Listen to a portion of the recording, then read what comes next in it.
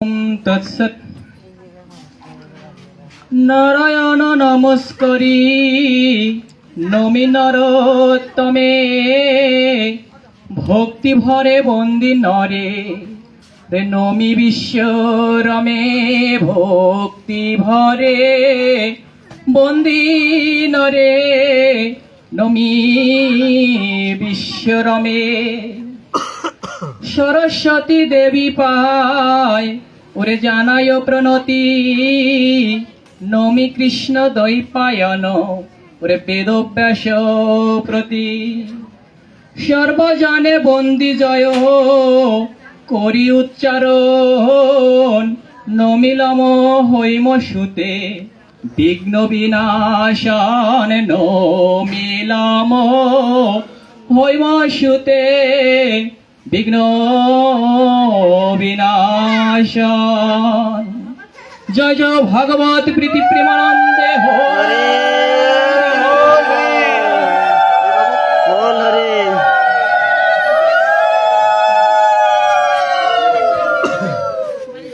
শ্রী ভাগবতম। তো ভাগবত পাঠ এটি খুব সৌভাগ্যের ব্যাপার। সুখাসনে বসতে হয় সুখদেবের আসনে, কিন্তু আমি অধম, আমাকে সবাই ক্ষমা করবেন। আপনাদের আশীর্বাদ নিয়ে আমি শুরু করছি। আপনাদের সন্তান হিসেবে আমার ভুল ত্রুটিগুলো ক্ষমা সুন্দর দৃষ্টিতে দেখবেন। ভাগবত তৃতীয় স্কন্ধ 29 অধ্যায় থেকে 21-22 নম্বর শ্লোক পাঠ করছি। অহং সর্বেষু ভূতেষু ভূতাত্মাবস্থিত সদা, তম বজ্রায় মাম মর্ত কুরুতে অর্চ বিড়ম্বনা। যো মাম সর্বেষু ভূতেষু সন্তোমাত্মাভীশ্বরম হিত্বার্চম ভজতে মুত্তাৎ ভস্বন্নেব জুহতি সা। আমরা দুটো শ্লোক পাঠ করেছি। এখানে সুখদেব মহারাজ বলতেছেন, পরমাত্মা রূপে আমি প্রতিটি জীবে বিরাজমান। কি বললেন? ভগবান আমাদের মধ্যে কি রূপে আছেন? পরমাত্মা রূপে আছেন। কেউ যদি সর্বত্র বিরাজমান সেই পরমাত্মাকে অবমাননা করে মন্দিরে শ্রী বিগ্রহের সেবায় যুক্ত হয়, তাহলে তা কেবল ব্রহ্মণা মাত্র। তাহলে একটা কথা আছে যে নিজের মাকে মা বলে না, শাশুড়িকে কয় আম্মা জান। এটা নতুন গান বার হয়েছে আর কি। যেখানে নিজের মা আছে, তাহলে শাশুড়িকে আবার বেশি করে তোলো করাটা নিজের মাকে অপমান করার মতোই হয়ে যায়, তাই নয় কি? তাহলে আমাদের ভিতরে কে আছেন? ভগবান আছেন। কি রূপে আছেন? পরমাত্মা রূপে ভগবান আমাদের মধ্যে বিরাজমান। ভগবান বলেছেন, যখন একটা গর্ভের 7 মাস বয়স হয়, ঠিক তখনই ওই গর্ভের ভিতরে আত্মা এবং পরমাত্মা কি করে? প্রবেশ করে। সেই দিন হতেই ওই যে মায়ের গর্ভের ভিতরে যে সন্তানটি রয়েছে, সেই সন্তানটির প্রাণ আসে। তাহলে এতদিন যে মায়ের গর্ভে যে দেহখানি ছিল, সেটি কিভাবে বৃদ্ধি পেল? এইরকম একটা প্রশ্ন আসতেও পারে, কারণ প্রাণ ছাড়া দেহ চলে না। ভগবান বলেছেন যে আমি বিশ্বময় প্রকৃতি, আমি জড় প্রকৃতি এবং আমি কি চেতন প্রকৃতি। ভগবান অপরা এবং পরা প্রকৃতি। ভগবানের প্রকৃতি কয়টা? 2টা, পরা প্রকৃতি, অপরা প্রকৃতি। তো এই যে মায়ের গর্ভের ভিতর যখন শুক্রাণু এবং ডিম্বাণুর নিষিক্তকরণ হয়, তখন যে বাচ্চাটা পরিপূর্ণতা অর্জন করে 7 মাস পর্যন্ত, এটিও হয়েছে কার গুণে? ভগবানের গুণে। এই কোষগুলো সৃষ্টি হয়েছে, প্রত্যেকটা কোষ ভগবান। ভগবান একটা ধূলিকণা থেকে শুরু করে গোটা বিশ্ব ব্রহ্মাণ্ড ব্যাপী কে রয়েছেন? ভগবান। এখানে আমরা যারা আছি তাদের প্রত্যেকের ভিতরেই ভগবান রয়েছে। এটি আমরা বলতে সহজ মনে হয়, কিন্তু এই ভাবনাটা নিয়ে আসতেই খুব কঠিন ব্যাপার। আমরা যখন স্নান করি তখন কি আমাদের মনে হয় যে আমরা ভগবানের মন্দির খান ভগবানের জল দ্বারা পরিষ্কার করতেছি? এরকম কি মনে হয়? অনেকের মনে হয়, অনেকের হয় না। একটু আগে এই যে দাদা একটু আগে একটা গান বললেন যে কি দিয়ে পুজিব ভগবান, সবখানেই ভগবান আছে, ফুলেও ভগবান, জলেও ভগবান। আর একটা গান আছে যে জলে আছো রস রূপে, গন্ধ রূপে আছো ধূপে। তাহলে জলে আছে কি রূপে? রস রূপে। আর ধূপের ভিতরে আছে কি রূপে? গন্ধ রূপে। সর্বত্রই ভগবান। এখন বলতে পারেন যে সর্বত্র যদি ভগবান হয় তাহলে আমরা এত কষ্ট পাই কেন? কষ্টটাও ভগবান। যারা ভক্ত তারা এই ভাবটা বোঝে। ভক্ত কয় প্রকারের? ভগবানের কয় প্রকারের ভক্ত? সাক্ষ্য, দাস্য, তারপরে কি মধুর, তারপরে কি বাৎসল্য, আর হলো কি না, আর একটা নাকি না, হ্যাঁ শান্ত। এই হলো 5 প্রকারের ভক্ত। তা যারা ভক্ত তারা কিন্তু এই ভাবটা গ্রহণ করে। আজ থেকে সকালে উঠে যারা স্নান করবেন, যখনই স্নান করবেন মনে মনে বুঝতে হবে, ভাব নিয়ে আসতে হবে যে আমি ভগবানের এই রসময় রূপ দিয়ে ভগবানের এই দেহরূপ মন্দিরখানি পরিষ্কার করতেছি। পাপ হবে না পুণ্য হবে? পাপও হবে না, পুণ্য হবে না। হলে পাপে পুণ্য হবে, পাপ হবে না। ভগবান শ্রীমদ্ ভগবত গীতায় কি বলেন? সর্বধর্মান পরিত্যজ্য মামেকং শরণং ব্রজ অহং ত্বং সর্ব পাপেভ্যো মোক্ষয়িষ্যামি মা শুচি। কি বললেন? সকল ধর্ম পরিত্যাগ করে একমাত্র আমার শরণাগত হও। কিভাবে শরণাগত হবেন? ভাত না খেয়ে, কাজকর্ম বাদ দিয়ে, সবকিছু বাদ দিয়ে ভগবান ভগবান করলেই কি ভগবানের শরণাগত হওয়া যায়? তাহলে তো প্রজাপতির আইন মানা হবে না। প্রজাপতি প্রজা বিস্তার করতে বলেছেন, প্রজা পালন করছেন আমাদের মাধ্যমে। আমার বাবা মা আমাকে কি করছেন? পালন করেছেন। তো তাহলে প্রজাপতির আইনও আমাদের কি করতে হবে? মানতে হবে। প্রত্যেকটা জীবের ভেতরেই ভগবান রয়েছে। একজন ব্যক্তি যারা ভিক্ষা করে জীবিকা নির্বাহ করে, অবশ্য ঢাকা শহরে অনেক ব্যবসায়ী ভিক্ষুক রয়েছে, বোঝা খুব টাফ ব্যাপার। যারা ভিক্ষা করে জীবিকা নির্বাহ করে তারা যদি আপনার দ্বারগড়ায় আসে, তাহলে যদি আপনি দিবার সময় দেন আর মনে মনে ভাবেন এই বেটা প্রতিদিনে আসে, তাহলে কিন্তু আপনার দেওয়াও হলো আবার পাপও হলো। মানে গেল তো গেল, আমও গেল, সালাও গেল। তাহলে কম করে দেন, কিন্তু মনে মনে ভাব কি নিয়ে আসতে হবে? এর ভিতরেও ভগবান আছে। আমি নৃযজ্ঞ করলাম। নৃযজ্ঞ, আমাদের যজ্ঞ কয়টা? 5টা। কি কি যজ্ঞ? ব্রহ্মযজ্ঞ, দেবযজ্ঞ, পিতৃযজ্ঞ, ভূতযজ্ঞ, নৃযজ্ঞ। যজ্ঞ সম্বন্ধে জানা আছে? ব্রহ্মযজ্ঞ কি? ভগবান তো আমাদের ভিতরে আছে, তাই না? যখন আমরা চলতে পারবো না, এখন তো আমরা এখানে আসতে পেরেছি, কিন্তু এক সময় অচল হয়ে যেতেও পারি।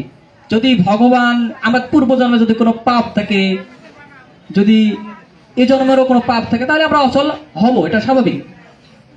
তখন তো আমরা আর মন্দিরে আসতে পারবো না। এরকম ভাগবতম আলোচনায় সাধুসঙ্গ আমরা কি করতে পারবো না। ভগবান এই জন্য আমাদের সুবিধার জন্য একমাত্র সনাতন ধর্মই উদাত্ত কণ্ঠে বলতে পারে আমার ভগবান আমার কাছেই আছে। অন্যের ভগবান অন্য জায়গায় থাকতে পারে, কিন্তু আমাদের ভগবান কোথায় আছে? আমাদের ভিতরে আছে। মায়ের ভিতর ভগবান, বাবার ভিতর ভগবান, শাশুড়ির ভিতর ভগবান, শ্বশুরের ভিতরে ভগবান, সবার ভিতরেই ভগবান রয়েছে। এই জ্ঞানটা আনতে হবে। এটাকেই বলা হয় জ্ঞান। জ্ঞান কাকে বলে? জড় বস্তু চেতনাত্মার পার্থক্য নিরূপণ করার নাম জ্ঞান। জড় বস্তু কি? এই দেহটা হচ্ছে জড়। এই জড় বস্তু ভগবানকে একটু আগে কিন্তু বলেছি ভগবানই জড়, তাহলে এই দেহখানও কিন্তু ভগবান। তাহলে এই যে দেহখান জড় বস্তু, এর ভিতরে কি রয়েছে? চেতনাত্মা রয়েছে। এই যে আমি কথা বলতেছি, কার সাহায্যে কথা বলতেছি? প্রথমে কিন্তু বলেছিলাম তুয়া ঋষিকেশ হৃদিস্থিতেন যথা নিয়ক্তস্মি তথা করমি। তুমি আমার হৃদয়ে বসিয়া আমাকে যাহা করাও, এখানে যাহা বলাও আমি তাহাই বলবো। কি? ভগবান আমার হৃদয়ে আছেন, হৃদ আকাশে আছেন। এই ভগবানকে আমরা কি করব? পূজা করব। যখন আমরা ঘুম থেকে উঠবো, ঘুম থেকে ওঠার সাথে সাথে কি চোখ খোলা হয়? একটু একটু জাগনা পাই, তারপরে একটু আস্তে আস্তে আমরা চোখ খুলি।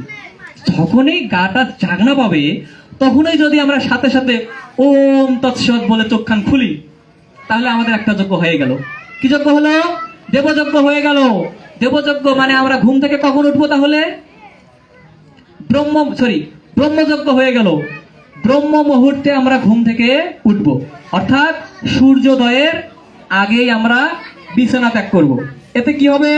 এতে অসংখ্য রোগ থেকে আমরা রক্ষা পেতে পারবো। তারপরে রয়েছে দেবযজ্ঞ।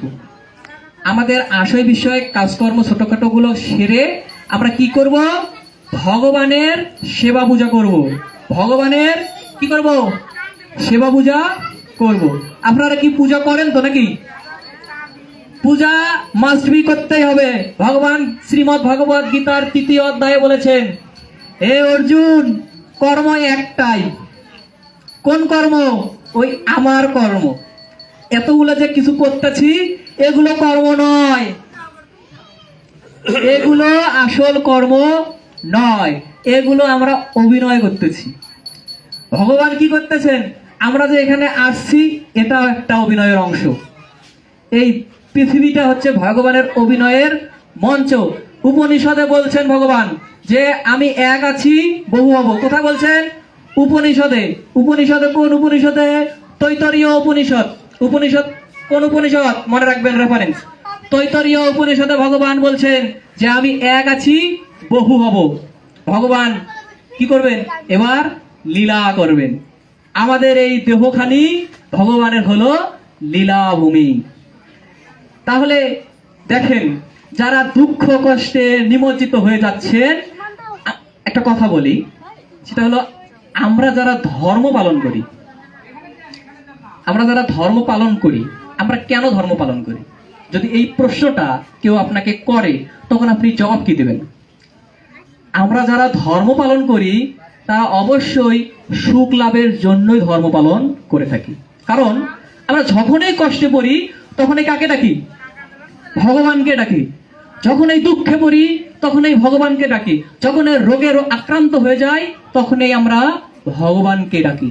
তাহলে ভগবানকে কেন ডাকি? মুক্তি পাওয়ার জন্য। মুক্তি পাওয়ার জন্যই আমরা কিন্তু ভগবানকে ডাকি। অর্থাৎ আমরা সুখ লাভের জন্যই ভগবানকে ডেকে থাকি। তাহলে সুখ লাভ কিভাবে পাওয়া যায়? সারা জীবন তো হরিনাম হরিনাম করলাম, কিন্তু সুখ তো পাইলাম না। আবার শাস্ত্রেও বলছে যে একবার রাম নামে যত পাপ হরে, জীবের কি সাধ্য আছে তত পাপ করে। একবার রাম নাম নিলে নাকি এত পাপ ধরবে, এক জীবনে সেই ধরনের পাপ করা সম্ভবই নয়। এটা কি সত্য কথা নাকি মিথ্যা কথা? 100% সত্য কথা। তাহলে নাম আমরা কিভাবে নেব? সেই রাম নাম। আমরা এই রাম নাম নিতে গেলেও আগে ওই ভাব নিয়ে আসতে হবে। ওই যে জল দিয়ে যখন স্নান করবেন তখন ভাব নিয়ে আসতে, ভগবানের রসময় রূপ দিয়ে ভগবানের এই মন্দিরখানে আমি পরিষ্কার করলাম। যখন আপনি ভাত খাবেন তখন মনে করতে হবে ভগবানের প্রসাদ আমি গ্রহণ করছি। এইভাবে ভাব নিয়ে আসতে যখন আপনি সর্বত্র ভগবান দর্শন করবেন, তখন যদি আপনি রাম নাম নেন তাহলে আপনি এক জীবনে কেন, গত জন্মেও যদি কোনো পাপ করে থাকে তাহলে সেই পাপ থেকে মুক্তি মিলবে। নিতাই গৌর পৃথিবীর হরি বল, বল হরি, হরি বল। তাহলেই আমাদের শান্তি মিলবে। রামপ্রসাদ বলেছেন কি, জাগ জমগে করলে পূজা, অহংকার হয় মনে মনে, তুমি লুকিয়ে তারে করলে পূজা, জানবে না এই জগৎ জানে, মন তোর এত ভাবনা কেনে। মনের এত ভাবনার দরকার আছে।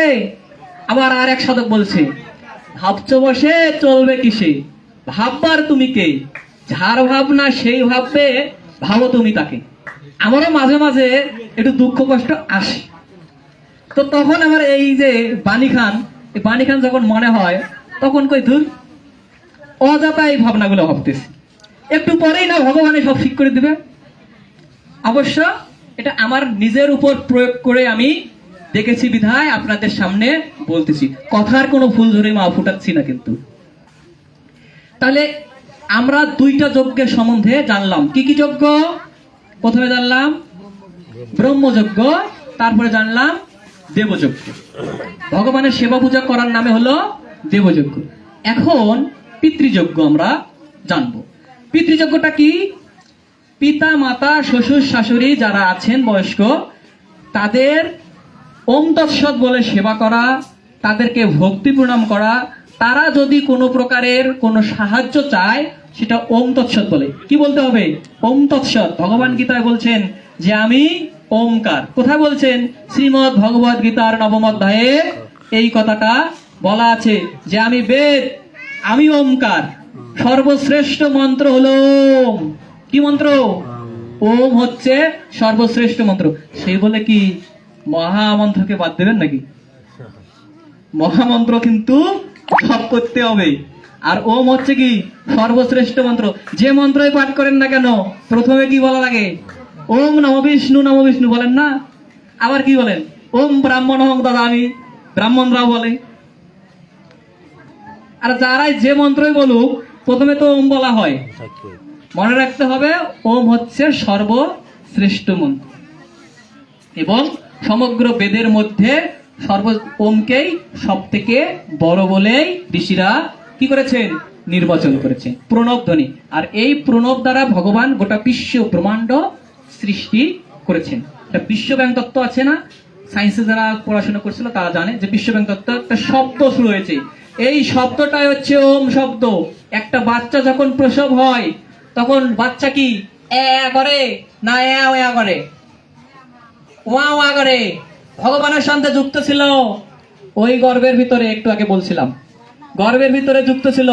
যখন সে ভূমিষ্ঠ হলো, তখন তাকে তার পূর্বজন্মের যে সুকৃতি এবং কুকৃতি গুলো আসে ঘিরে ধরলো। তখন সে ওয়া ওয়া ধ্বনি করতেছিল আর বলতেছিল, ভগবান তুমি কোথায়, আমি কোথায় আসলাম।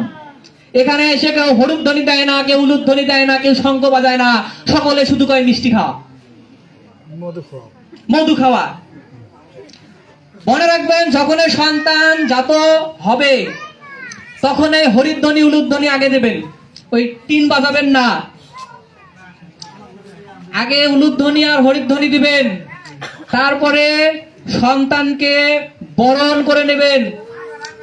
ওম তৎসৎ বলে সন্তানকে বরণ করে নিয়ে বলবেন যে আজ থেকে আমার পরিবারে তোমাকে স্বাগত, তুমি ভবিষ্যতে একজন বীর পুরুষ, মহাপুরুষ, মহিষী নারী হবা। এইভাবে বরণ করে নেবেন। এটাকে বলা হয় জাতকর্ম। কি কর্ম? জাতকর্ম। দশবিধ সংস্কার সম্পর্কে জানেন তো না? দশবিধ সংস্কার সম্পর্কে জানেন তো? এটাকে বলা হয় জাতকর্ম। ওই শিশুর ভিতরে কে রয়েছে? ভগবান রয়েছে। ভগবানের আবির্ভাব হলো। ভগবান শ্রীমদ্ ভগবদ গীতাতে বলছেন, হে কৃষ্ণ অর্জুন, তোমার এবং আমার বহুবার জন্ম হয়েছে, আমি সে সকল জানি, কিন্তু তুমি তা জানো না। তার মানে ভগবান আমাদের মধ্যে জন্মেন। এটা কখন জানা যাবে? ওই তখন যখন ভাব আসবে। তাহলে এই গেল হলো কি, এটা হলো পিতৃযজ্ঞ গেল। তারপরে কি রয়েছে? নৃযজ্ঞ। নৃ মানে হচ্ছে মানুষ। নৃ মানে কি? এই যে দিদি, নৃ মানে কি? মানুষ। নৃ মানে হলো মানুষ। আপনাকে বলি দিদি বলি নাই কিন্তু। এখানে আবার আমার কাকিমা আছে, মনে করছে আমাকে দিদি বলছি মনে হয়। যাই হোক, তো নৃ মানে হচ্ছে মানুষ, মানুষেরও সেবা করতে হবে। আমাদের সনাতন ধর্ম বলছে অহিংসা পরম ধর্ম। অহিংসা পরম ধর্ম। হিংসা করা হলো মহাপাপ। তাহলে কেউ এখানে অবশ্য ধান নাড়ি দেয় না, গ্রাম অঞ্চলে দেয়। তো এখানেও কিন্তু অনেকের সহযোগিতা করতে হয়। অফিসে, পথে ঘাটে যখন আপনারা সহযোগিতা করবেন, কেউ আপনার কাছে টাকা ধার চাইলো, ওম তৎসৎ বলে দিবেন। কি বলে দিবেন? ওম তৎসৎ বলে দিবেন। কেউ আপনার কাছে কোনো সহায়তা দান চাইলো, আপনি সেই জিনিসটা ওম তৎসৎ বলে দিবেন। বাড়িতে মা বোনেরা খাবার দেয়, বাবাদেরকে খাবার দেওয়ার সময় কয় এটা খাও। এটা কিন্তু কোনো আমাদের কালচার নয়, এটা হয়ে এসেছি। আমরা বলবো কি? ওম তৎসৎ, প্রসাদ গ্রহণ করুন অথবা আহার গ্রহণ করুন। ওম তৎসৎ বলে একটা জল দেব, ওম তৎসৎ বলে যা খাবার দেবো আমরা ওম তৎসৎ বলে দেব। অন্যান্যদেরকে মানে বিনা পারিশ্রমিকে যদি কারো কোনো উপকার করা হয়, সেটাতে যদি আমরা ওম তৎসৎ শব্দটা লাগিয়ে দেই, তখন সেটা হবে নৃযজ্ঞ। মানুষের মধ্যে ভগবান আছে তো নাকি? মানুষের সেবা করলাম মানে কার সেবা করলাম? ভগবানের সেবা করলাম। এখন আর একটা যজ্ঞ আছে, সেটা হলো ভূত যজ্ঞ। শহর অঞ্চলেও কবুতর পালে, ছাদে পালে, হাঁস মুরগিও পালে, গরু পালে। তো এই যে এক কথায় মানুষ ব্যতীত অন্যান্য যে পশু পাখি গাছপালাগুলো রয়েছে, ওম তৎসৎ বলে যদি তার সেবা করা হয়, সেটাই হবে ভূত যজ্ঞ। তাহলে এই যে 5টা যজ্ঞ করলে আমরা কি ফল পাবো? লাভটা কি আমাদের? লাভটা হলো আমরা পঞ্চশূনা পাপ হইতে মুক্তি লাভ করতে পারবো। তাহলে 5টা যজ্ঞ করলে কি কি উপকার হবে? পঞ্চশূনা পাপ হইতে আমরা মুক্তি লাভ করতে পারবো। আমরা কি কেউ পাপী হতে চাই? পাপী হতে চাই না, কিন্তু নিজের পাপের বাটখারা দিয়ে অন্যের পাপ ঠিকই গণি। মানে আমার থেকে যদি কেউ একটু বেশি পাপ করে, তাহলে তাকে আমরা পাপী বলি। আর আমিও যে একজন পাপী, আমারটা আগে গণা উচিত নাকি? আমি যখন সাধু হয়ে যাব, তখন আমার সঙ্গ, এটা কি সাধুর সঙ্গ গুণে রং ধরিবে, তোমার দুঃখ কষ্ট দূরে যাবে। আমি যদি সাধু হতে পারি, ও আমার আর সমালোচনা করা লাগবে না। ও আমার কাছে আসলে ও পাপ ছেড়ে দিয়া সাধু হয়ে যাবে। তাহলে এইভাবে আমরা পঞ্চ মহাযজ্ঞ করব, এবং এই যে আমাদের দেহের ভিতরে যে পরমাত্মা রূপ ঈশ্বর বসবাস করছে, সেই পরমাত্মা রূপ ঈশ্বরের স্মরণ আমরা সবসময় নেব। ভগবান শ্রীমদ্ ভগবত গীতাতে কিন্তু এই কথাটা বলেছেন যে, হে অর্জুন, তুমি যদি আমাকে চাও, তাহলে সর্বদাই আমার সঙ্গে যুক্ত থাকো। ভগবানের সঙ্গে কিভাবে যুক্ত থাকা যায়? আমরা তো সবসময় মন্দিরে ভগবানকে খুঁজে পাবো না, আমরা কর্মক্ষেত্রে যাই, আমরা অমুকখানে যাই, তমুকখানে যাই, অথচ ভগবান বলছে অন্তকালে চ মামেব স্মরণ মুক্ত কলেবরম যপ্রাতি সমুদ্ভাবম জাতি নাস্তি অত্র সংশয়। কি বললেন? অন্তকালে অর্থাৎ মৃত্যু সময় যিনি আমাকে স্মরণ করিতে করিতে দেহ ত্যাগ করবে, তিনি আমাকে লাভ করতে পারবেন, এতে কোনো সংশয় নেই। এত বড় সার্টিফিকেট পৃথিবীর কোনো ধর্ম দেয় নাই, একমাত্র সনাতন ধর্মে ভগবান এই সার্টিফিকেট দিয়ে দিচ্ছে। অন্য কোন ধর্মে আপনাকে প্রস্তাব করার সময় যে ভগবানের নাম নিতে মানা করছে, আর এখানে এসে আপনি প্রস্তাব করার সময় ওম তৎসৎ বলতে পারবেন, মল ত্যাগ করার সময় ওম তৎসৎ বলতে পারবেন। কেন? আপনি যেটা ত্যাগ করছেন, এটা এই যে দেহরূপ মন্দির খান, এটাকে সুস্থ রাখার জন্যই ত্যাগ করছেন। তাতে কি ভগবানের সেবা করছেন না? এটাও ভগবানের সেবা। এটাই হচ্ছে ভক্তভাব, এটাই হচ্ছে কি ভক্তভাব। তাহলে সব সময় কি কি নিতে হবে? ভগবানকে সর্বত্র দেখতে হবে। এখন একটা কথা আছে, যদি সর্বত্র ভগবানকে দেখি, এই যে কলিযুগ, তাতে আবার ঢাকা শহরত থাকি, এখানে মানুষের নিজের হাত বাম হাত ডান হাতও বিশ্বাস করতে পারে না, কিভাবে তাহলে চলাচল করব? শাস্ত্র বলেছেন ফোঁস ফোঁস করো কামড়াইও না। কি বলছে? ফোঁস ফোঁস করো কামড়াইও না। একটা গল্প বলবো নাকি? পিছনে মনে হয় মায়েদেরকে ঠান্ডা লেগেছে। মায়েরা কি ঠান্ডা লেগেছে? একটা উলুধ্বনি দেন, জগৎ গুরু বিমানন্দ বল হরি।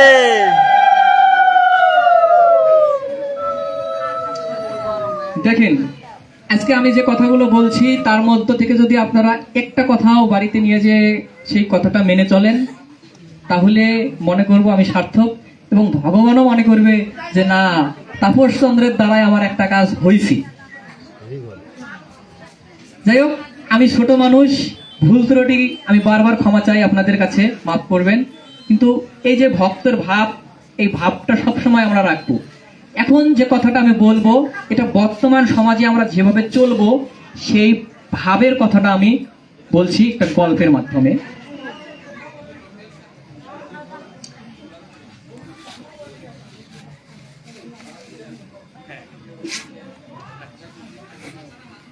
তো সংক্ষিপ্ত আকারে আমি গল্পটা শেষ করব।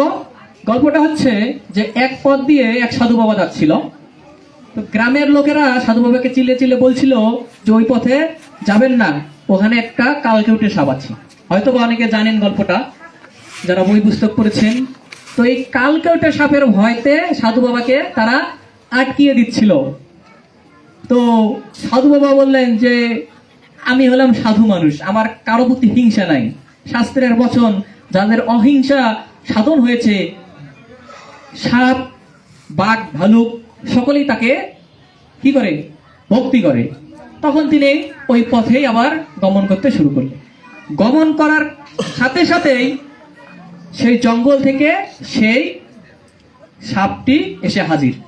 সাপটি ছোবল দেবে, এর মধ্যেই সাধু বাবা কি করলেন, তার যে গোটাগুলো থাকে না, গোটা থেকে জল বিল করে কি মন্ত্র পাঠ করে দিয়ে দিলেন। সাথে সাথে সাপ শান্ত হয়ে গেল। সাপকে বললেন যে তুই পূর্ব জন্মের হিংসুক ছিলি, রাগী ছিলি, যার কারণে এই জন্মে তুই সাপ হয়েছিস। তখন সাপ বলল যে তাহলে আমি কিভাবে উদ্ধার লাভ হতে পারি? বলছে হিংসা ত্যাগ করো। যখন এই কথা বলছে তখন কি সাপ আরো হিংসা করতে পারে? সাপ আর হিংসা করে না। তখন সাধু বাবা তো চলে গেলেন। এখন গ্রামের লোকজন দেখলো যে সাধু বাবা যেহেতু চলে গেছেন, তার মানে সাপ মনে হয় আর কোনো সবল মারবে না, আমরাও একটু যাই। তো তারা একটু ভয়ে ভয়ে ভয়ে ভয়ে ওই জঙ্গল দিয়ে চাচ্ছিল। যায়, দেখে সাপ শুয়ে থাকে, কিচ্ছু করে না। যায়, দেখে ওই এপাক ওপাক হয়ে শুয়ে থাকে, কিচ্ছু করে না। তখন গ্রামের ছেলেপেলেরা কি করলো, ইট পাথর ছোড়া শুরু করে দিল। এই যুগের সাধুদের কিন্তু অবস্থা এরকম, যে ইট পাথর ছুঁড়ে মারা শুরু করে দিল। সাপের তো অবস্থা খারাপ, ও তো আর ফুসফুসও করে না, কামড়ায়ও না। ভাগ্যক্রমে সাধু বাবা চলে আসলেন সেই পথ দিয়েই। এসে দেখলেন যে সাপের অবস্থা খুব ভয়াবহ। তারপরে জিজ্ঞেস করা হলো, কি ব্যাপার, এরকম কেন তোমার অবস্থা? তখন তিনি এই ঘটনাগুলো খুলে বললেন যে আপনার কথায় আমি হিংসা ত্যাগ করেছি, এখন আমাকে সবাই ইট পাথর ছুঁড়ে মারতেছে, আমি আর মনে হয় এই ধরাধামে থাকতে পারছি না। তখন বললেন, ওরে মূর্খ, ফোঁস করবি কামড়াবি না, তুই তো ফোঁস ত্যাগ করেছিস, তোকে আমি কামড়াতে নিষেধ করেছি, হিংসা ত্যাগ করতে বলেছি, ফোঁস করতে মানা করি নাই। তার মানে কি বলছে, যে ফোঁস একটু করতে হবে এই সংসারে, না হলে টিকে থাকা যাবে না। আপনি যখন একবারে ওই দাদা আসি আপনার কাছে এটা করলো সেটা করলো, আপনি তাকে ক্ষমা করে দিলেন। আপনার দায়িত্ব আছে প্রজা পালনের, সংসার পালনের, সংসার ধর্ম আছে। সংসার ধর্ম যদি আপনি না পালন করেন তাও পাপ হবে। পাপ পুণ্যের ভূমি হচ্ছে গারস্থ আশ্রম। এখানে ছাগল যদি ধান খায়, জীব সেবা হলো পরম ধর্ম। আবার ছাগল ধান খেলে তাকেও খেত দিতে হয়, হয় কি না? তাহলে এটা হচ্ছে পাপ পুণ্যের একটা ক্ষেত্রভূমি। ওম তৎসৎ বলে ছাগল তাড়ালেও পাপ হবে না, কারণ আমরা কি করতেছি সেটাতে, ওই যে ফসল হবে সেটা দ্বারা আমরা ভগবানের সৃষ্টি প্রজা পালন করব, তাই না? এটা কি পাপ হবে? তাহলে এখানে বললেন কি, যে যারা পরমাত্মা রূপে আমি প্রতিটি জীবে বিরাজমান, কেউ যদি সর্বত্র বিরাজমান সেই পরমাত্মাকে অবমাননা করে মন্দিরে শ্রী বিগ্রহের সেবায় যুক্ত হয়, তাহলে তা হবে কেবল বিড়ম্বনা মাত্র। তাহলে আমরা যদি এই দেহরূপ ভগবানকে ছেড়ে সেই মন্দিরে ভগবানকে বারবার খুঁজতে যাই, তাহলে ওটা শুধু বিড়ম্বনাই হবে। পরের শ্লোকে দেখি কি বললেন, এই শ্লোকটা বলে শেষ করব। পরের শ্লোকে বললেন, যে ব্যক্তি মন্দিরে ভগবানের বিগ্রহের পূজা করে কিন্তু জানে না যে পরমেশ্বর ভগবান পরমাত্মা রূপে সমস্ত জীবের হৃদয়ে বিরাজমান, সে অবশ্যই অজ্ঞানাচ্ছন্ন এবং তার সেই পূজা ভস্যে ঘি ঢালার মতোই অর্থহীন। যদি ছাইয়ের মধ্যে ঘি ঢালেন তাহলে কি কোনো লাভ হবে? কোনো লাভ হবে না। তাহলে বিশ্ব ব্রহ্মাণ্ডের মধ্যে কে রয়েছেন? ভগবান রয়েছেন। এই কথাটা যারা ভুলে যাবে তার ওই ধর্মকর্ম হবে কি ভস্যে ঘি ঢালার মতো, তার আর এই জন্মে শান্তি মিলবে না। অথচ সনাতন ধর্ম কি বলেন? উপনিষদের শুরুতেই বলা হয়েছে ওম শান্তি।